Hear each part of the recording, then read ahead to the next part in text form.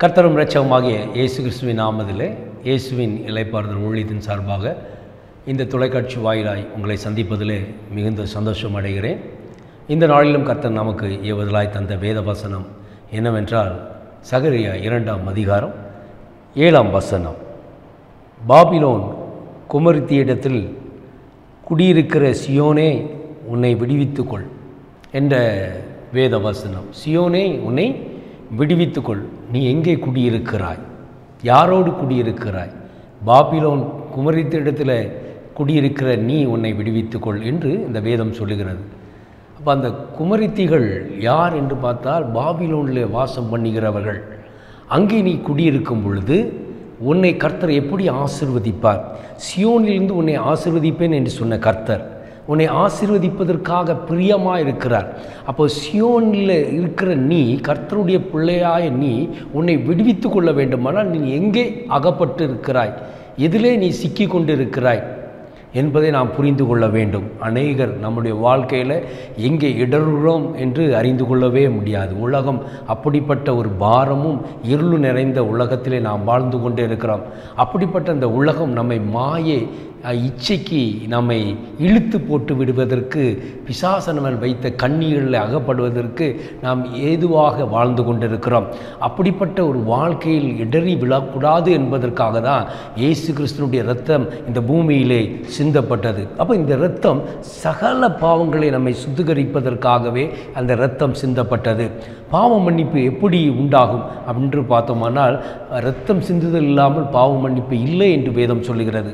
அப்போது ஒரு மனிதனுடைய பாவத்தை கழுவுவதற்காக ஒரு அந்த மனிதனுடைய ரூபத்திலே பிறந்து மனிதனுடைய பாடுகள் எல்லாவற்றையும் உணர்ந்து அவன் படுகிற வேதனைகளையும் அனுபவித்து மரணம் என்பது எவ்வளவு கொடூரமானது என்பதையும் ருசித்து அந்த மரணத்தை ஜெயித்தவர் இயேசு கிறிஸ்து.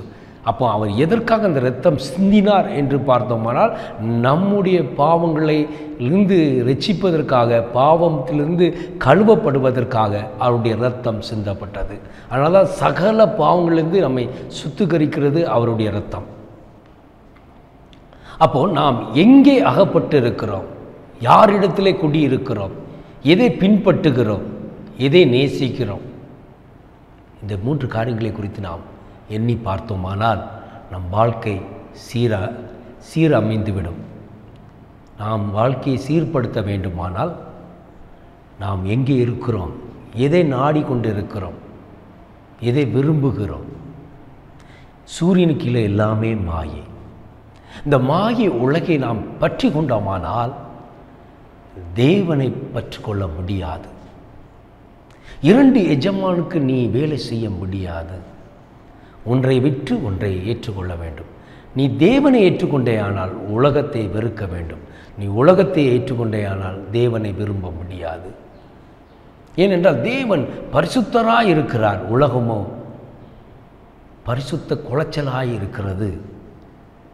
தேவனோ வெளிச்சமாய் இருக்கிறார், பூமியோ இருளாய் இருக்கிறது. ஆனால் நாம் பார்க்கும் பொழுது அது வெளிச்சத்தை போல காணிக்கிறது, ஆனால் ஆத்மாவுக்கு அது இருளாய் காணப்படுகிறது. அதனால தான் சூரியனுக்கு கீழே எல்லாம் மாயை. இந்த மாயை காரியத்தை நாம் புரிந்து கொள்வது எளிதானது அல்ல. மாயை உன்னை இழுத்து கெட்டி வைத்துவிடும். வாலிபர்கள் எதிலே இடறி இருக்கிறார்கள், திருமணம் முடிந்தவர்கள் எதிலே இடறி இருக்கிறார்கள், பிள்ளை பெற்றவர்கள் எதிலே இடறி இருக்கிறார்கள், பிள்ளைகள் எதிலே இடறி இருக்கிறார்கள், முதியோர்கள் எதில் இடறி இருக்கிறார்கள். இப்படி மனிதர்களை குறித்து தேவன் வெகுளப்பட்டு கொண்டு இருக்கிறார். எல்லாத்தையும் படைத்ததில் தேவன் சந்தோஷப்பட்டார். ஆனால் தன் சாயலில் உருவாக்கப்பட்ட மனுஷனை மிகவும் நேசித்தார், தன் சாயலிலே உருவாக்கினார். ஆனால் ஒரு கட்டத்தில் அந்த மனிதனை வெறுக்கிற அளவுக்கு, இவனை ஏன் உண்டாக்கினேன் என்று சிந்திக்கிற அளவுக்கு அவர் வேதனைக்குள்ளாக தள்ளப்பட்டார் இன்று வரைக்கும்.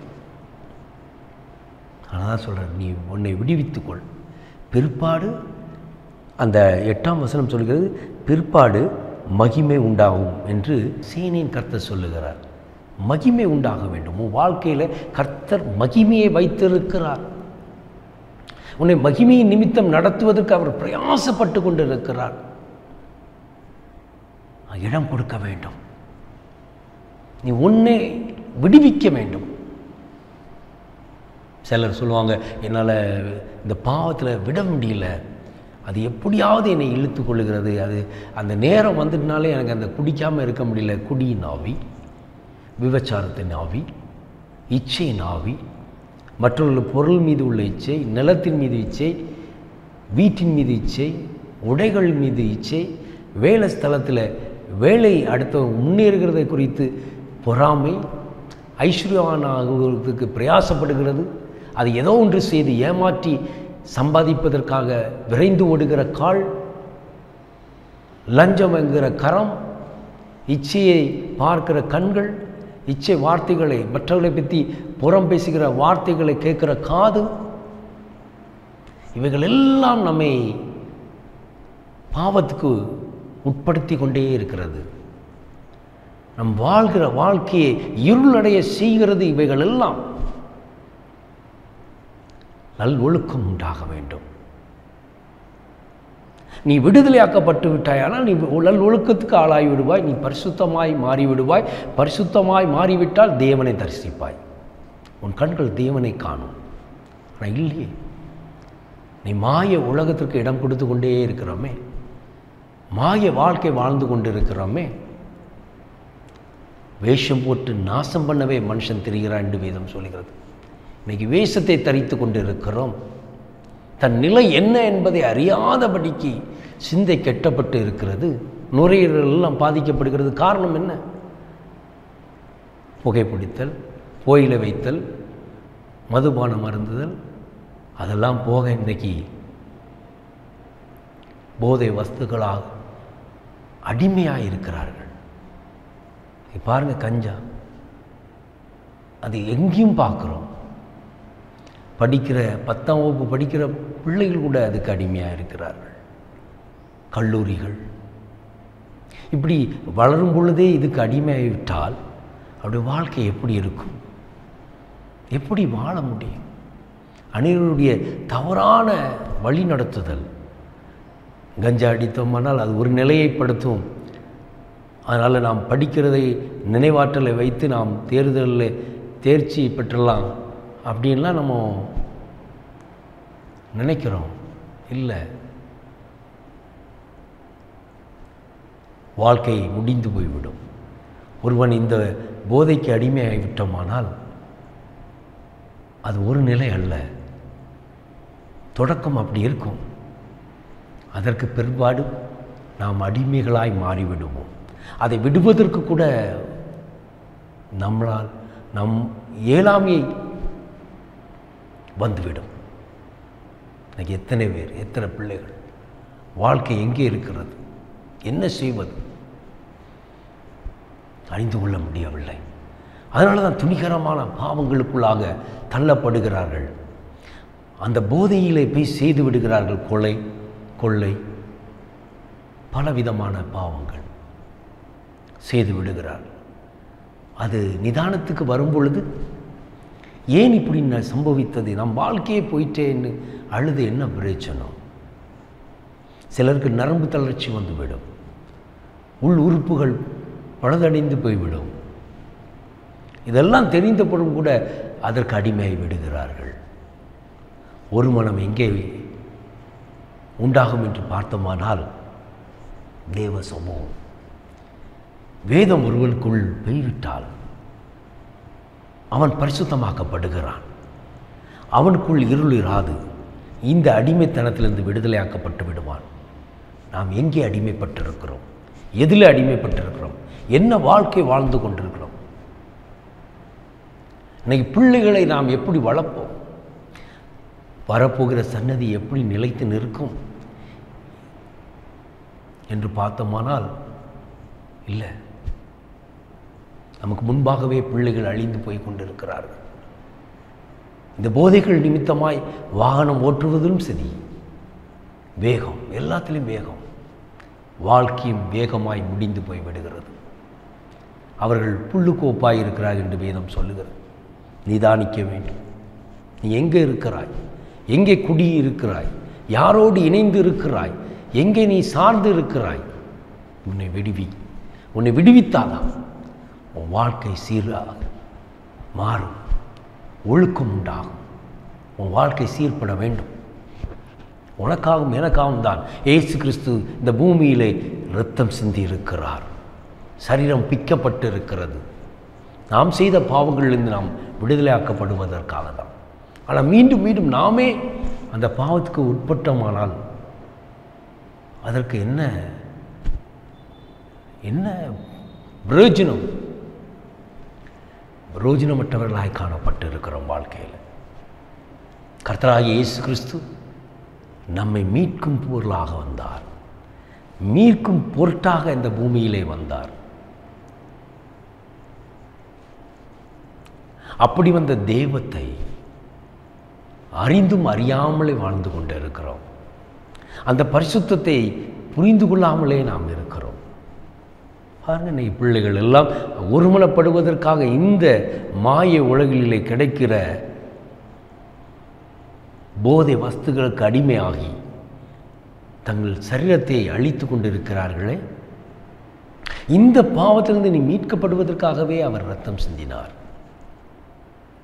இப்போ நாமே அழித்து கொள்வதற்காக அல்ல, நம்மை மீட்டுக்கொள்வதற்காக அவர் இந்த பூமியிலே வந்தார். இன்றும் நாம் நம்மை விடுதலை செய்து கொள்ள பிரியமில்லாமலே இருக்கிறோம். நீ விரும்பும் பொழுதுதான், ஒருவேளை நம்மளால் இயலாமல் இருக்கலாம், ஆனால் கர்த்தரிடத்தில் நீ என்னை நான் விடுவிக்க பிரயாசப்படுகிறேன், ஆனால் என்னால் என்னை விடுவித்துக் கொள்வதற்கு இயலாமையினால் என்னால் போராடி கொண்டு இருக்கிறேன், எனக்கு உதவி செய்யும் என்று சொன்னால் நிச்சயமாக உதவி செய்வார், விடுதலை செய்வார். ஆனால் நீ பிரியமே படவில்லாவிட்டால், இதிலிருந்து நான் வெளியே வருவதற்கு நான் பிரியப்படாவிட்டால், அந்த பாவம் உன்னை ஆளுகை செய்து கொண்டு இருக்கிறது. அதிலிருந்து நீ வருவதற்கு பிரியப்படாவிட்டால் நீ எப்படி என்னை விடுவித்துக் கொள்ள முடியும்? இப்போ நம்ம விடுவிப்பதற்கான பிரயாசப்பட வேண்டும். ஒருவேளை நம்மால் அதை மேற்கொள்ள முடியாமல் இருந்தால் அதற்கு நீ கர்த்தருடைய தயவை நீ கேட்டுக்கொள்ளலாம். அவர் நிச்சயமாக உதவி செய்வார். அவர் உதவி செய்வதற்காக ஆயத்தமாக இருக்கிறார். கூப்பிடுகிற யாவருக்கும் இறங்குகிற கர்த்தர், அவர் இறங்குவார். ஆனால் நாம் கூப்பிட வேண்டும் என்று விரும்புகிறார். நீ பாவியாய் மரிப்பதற்காக அவர் பாவியாய் இந்த பாவத்தை சுமக்கவில்லை. உன்னுடைய பாவத்தையும் என்னுடைய பாவத்தையும் அவர் சிலுவையிலே சுமந்து மரித்து 3ஆம் நாள் உயிர்த்தெழுந்தார் என்றால், எதற்காக உயிர்த்தெழுந்தார், எதற்காக மரித்தார் என்று பார்த்தோமானால், நம்மை பாவத்திலிருந்து மீட்டுக்கொள்வதற்காகவும் ரட்சிப்புங்கிற கிருபையை தந்து நம்மை வழி நடத்துவதற்காக தான். நீங்கள் ரட்சிப்புனா என்னன்னே தெரியாமல் வாழ்ந்து கொண்டிருக்கு. ஒரு நீ மரணம் உனக்கு சம்பவித்தாலும் அந்த ரட்சிப்புங்கிற கிருபையோடு நீ மறிக்க வேண்டும். அப்பொழுது அவர் வரும் பொழுது முதலாவது எழுந்து செல்வாய். ஒருவேளை உயிரோடு இருந்தோமானால் அந்த ரட்சிப்பை நீ காத்து கொண்டிருந்தே, ஆனால் கரைப்படாமல் நாம் அதை காத்து கொண்டோமானால் மர்வமாகும் என்று வேதம் சொல்கிறது. அவரோடு எடுத்துக்கொள்ளப்படுவோம். அப்போ நம்ம அதற்கு ஆயத்தமாக இருக்க வேண்டும் அல்லவா? அவர் உலக இரட்சகராய் இந்த பூமிக்கு வந்தார், பாவியாக இருக்கிற சகல மனிதர்களை மீட்டுக்கொள்ளும்படி. இந்த பூமியில் உள்ள வாழ்கிற ஜனங்கள் யாவரும் மீட்கொள்ள வேண்டும் அப்படிங்கிறதுக்காகவே அவர் இந்த பூமியில் வந்து சிலுவையிலே தன்னை ஒப்பு கொடுத்தார், பலியானார். எதற்காக பலியானார்? நம்மை விடுவிப்பதற்காக. அதற்கு முன்பு நாம் இடம் கொடுக்க வேண்டும். என்னைக்கு இது மாற்றம் உண்டாகும்? இன்னைக்கு எத்தனை குடும்பங்கள் ஆண் பெண் இன்னைக்கு குடிக்கிறது, அது இயல்பாய் மாறிவிட்டது. அப்போ அந்த குடும்பம் எப்படி இருக்கும்? போதையிலே குடும்பத்தை நடத்த முடியுமா? முன்பு ஆண்கள் மட்டும் குடித்தார்கள், அதை குறித்து பெண்கள் வருத்தப்பட்டு கொண்டிருந்த குடும்பங்களை நாம் அறிந்து இருக்கிறோம். இப்படி குடிக்கிறார, சம்பாத்தியம் எல்லாம் வீணாய் போகிறதே, போதையிலே இருக்கிறார், சொல்கிறது புரியலை, குடும்பத்தை எப்படி நடத்தன்னு புலம்பின சகோதரிகளை நாம் பார்த்துருக்கிறோம். நாம் அவர்களுக்காக ஜெபித்திருக்கிறோம். என்னை எடுத்துக்கொண்டால் கூட என்னுடைய மனைவி எனக்காக ஜெபித்து இருக்கிறார்கள். ஒரு நாளாவது குடிக்காமல் இருப்பேனா என்று எண்ணின என்னை கர்த்தர் மாற்றி இன்றைக்கு உங்களோடு பேசும்படி வைத்திருக்கிறாரே. அப்போ அந்த மாற்றம் எங்கே உண்டாகிறது? ஒரு ஸ்திரீயானவள் தன் நல் நடத்தினால் தன் புருஷனை ஆதாயப்படுத்திக் கொள்கிறாள் என்று வேதம் சொல்லுகிறது. அப்படிப்பட்ட ஒரு ஸ்திரீயினுடைய ஜெபம் காக்கப்பட்டது. அதனால தான் புத்தி உள்ள ஸ்திரீ தன் வீட்டை கட்டுகிறாள். வீட்டில் உள்ள யாவரையும் அவர் எப்படி நடக்குதுன்னு அந்த குணசாலி ஸ்திரீ கண்ணோக்கமாக இருக்க நீதிமொழிகள் 31 நாம் பார்க்குறோம். புத்தி உள்ள ஸ்திரீ அது நீதிமொழிகள் 14:1 நாம் பார்க்குறோம். அவள் வீட்டை கட்டுகிறாள். இப்படி பெண்களை குறித்து மேன்மையாய் எழுதப்பட்டிருக்கிறதே வேதத்தில். அப்படிப்பட்ட பெண்களும் இன்றைக்கி குடிக்க ஆரம்பித்து விட்டார்கள். அவர்களும் இன்றைக்கி போதையில் இருக்கிறார்கள். அப்போது கணவர் மனைவியும் போதையில் இருந்தால் பிள்ளைகள் எப்படி இருப்பார்கள்? குடும்பம் எப்படி விளங்கும்? எதை பெற்றோரிடத்திலிருந்து பிள்ளைகள் கற்றுக்கொள்வார்கள்? நாம் மேல் நாடுகளை குறித்து பார்த்து கொண்டு இருக்கிறோம். அவர்களோ இன்று நம் தேசத்தினுடைய கலாச்சாரத்தை கற்றுக்கொள்வதற்கு பிரயாசப்படுகிறார்கள். நாமோ மேல் நாடுகளிலிருந்து கற்றுக்கொண்ட சீரழிவிலே வாழ்ந்து கொண்டு இருக்கிறோம். இன்றைக்கி எவ்வளவு பாவம் பெருகிக்கொண்டே இருக்கிறது. நம்மை நாமே விடுவித்து கொள்ளாவிட்டால் மகிமை எப்படி உண்டாயிருக்கும்? நம் வாழ்க்கையில் எங்கிருந்து மகிமை உண்டாகும்? நம் வாழ்க்கை எப்படியாய் விளங்கும்? நம் பிள்ளைகள் வாழ்ந்து எப்படி சுயித்து இருப்பார்கள்? அவர் கர்த்தரை எப்படி அவர்கள் பின்பற்றுவார்கள்? அவர்கள் எதை கற்றிருக்கிறார்கள் பெற்றோரிடத்திலிருந்து? இன்னைக்கு உற்ற உறவினர்கள் இணையும் பொழுதே அது ஒரு பார்ட்டி என்று சொல்லி அதற்கு எவ்வளோ செலவு பண்ணி குடித்து வெறித்து அது நிமித்தமாக அநேக பாவங்கள் இன்னைக்கு இதை தொலைக்காட்சி வாயிலாக நாம் பேச முடியாத துணிகரமான பாவங்கள். இவைகளிலிருந்து நீ உன்னை விடுவித்து கொள்ள வேண்டும். அப்பொழுது தான் உன்னை கர்த்தர் மேன்மைப்படுத்த முடியும். மகிமை உன் வாழ்க்கையில் உண்டாயிருக்கும். உன் பிள்ளைகளுடைய வாழ்க்கையில் மகிமை உண்டாயிருக்கும். நாம் எங்கே குடியிருக்கிறோம்? யாரோடு இணைந்து இருக்கிறோம்? யாரோடு வாழுகிறோம்? எதை பேசுகிறோம்? எதை செய்கிறோம்? எதை வாங்குகிறோம்? எதை கொடுக்கிறோம்? எதை பார்க்கிறோம்? இப்படி பல காரியங்கள் நம் வாழ்க்கையை சீரழித்து கொண்டு இருக்கிறது. பரிசுத்தம் இல்லாமல் ஒருவனும் தேவனை தரிசிக்க முடியாது என்று வேதம் சொல்லுகிறது. நாம் வாழ்க்கையில் தேவனாகிய கர்த்தர் இல்லாவிட்டால், கர்த்தராகிய இயேசு கிறிஸ்து நம்மை ஆளுகை செய்யாவிட்டால், அந்த பரிசுத்த ஆவியானுடைய வழிநடத்துதல் உன் வாழ்க்கையில் இல்லாவிட்டால் மேன்மையை காண முடியாது, மகிமை அடைய முடியாது, உயிர்வுகளை காண முடியாது, நிலையானதை அறிந்து கொள்ள முடியாது. இந்த பூமிக்கு கீழே, இந்த பூமியில், இந்த சூரியனுக்கு கீழே எல்லாமே மாயை என்று வேதம் சொல்லுகிறது. இந்த மாயை உலகில் நாம் சிக்கிக்கொள்ளாதபடி நாமே விடுவித்து கொள்ள வேண்டும் என்பதை. எனவே என்னோடு இணைந்து ஜெபிங்கள். நிச்சயமாய் கர்த்தர் விடுவித்து நம்மை மகிமையிலே வழி நடத்துவார். அன்பின் பிதாவே, உம்மை நோக்கி எங்கள் கண்களை ஏறெடுக்கிறோம். கிருபை நிறைந்தவரே, மகிமையின் ராஜாவே, என்னோடு இணைந்து ஜெபிக்கிற பிள்ளைகளை ஆசீர்வதி. எங்களை விடுவியும் அப்பா. இதெல்லாம் ஒரு சிலந்தி பூச்சியினுடைய வீடாகி அந்த சிலந்தி வலைக்குள் சிக்கினது போல் இன்றைக்கி இன்டர்நெட்டில், ஊடகங்களிலே, அநேக காரியங்களிலே நாங்கள் சிக்கி தவித்து கொண்டு இருக்கிறோமே. போதையில் வாழ்க்கை சீரழிந்து கொண்டு இருக்கிறதப்பா. எங்களையும் எங்கள் பின் வருகிற சன்னதியும் காற்றுக்கொள்வேரா.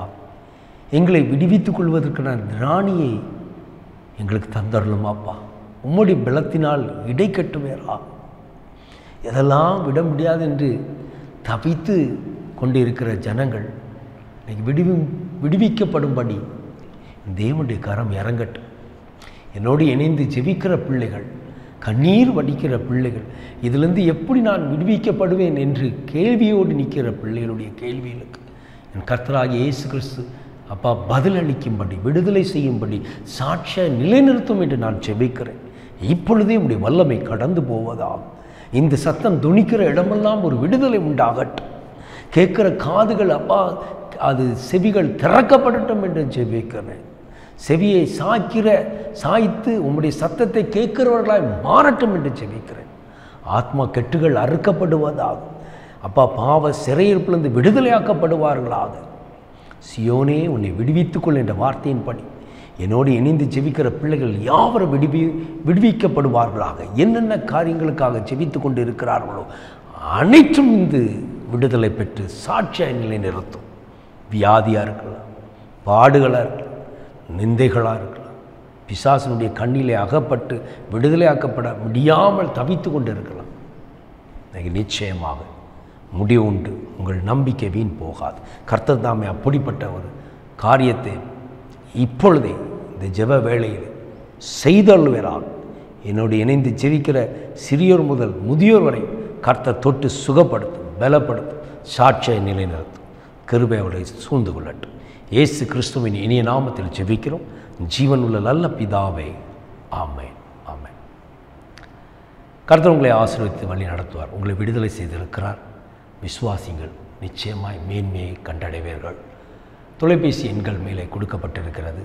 அதை தொடர்பு கொள்ளலாம். உங்கள் விண்ணப்பங்களை அறிவித்து ஜெபித்து கொள்ளலாம். அநேகர் தங்கள் சாட்சிகளை பகிர்ந்து வருகிறீர்கள். அந்த சாட்சியில் நிலைத்திருக்கும்படி கர்த்தர் கிருபை செய்வார். உங்களுக்கு சாட்சிகள் உண்டானால் நீங்களும் அந்த தொலைபேசி எண்களை தொடர்பு கொண்டு பதிவு செய்யலாம். நிச்சயமாக கர்த்தர் பெரிய காரியங்களை உங்கள் நடுவில் செய்வாராக. ஆமென். God plus.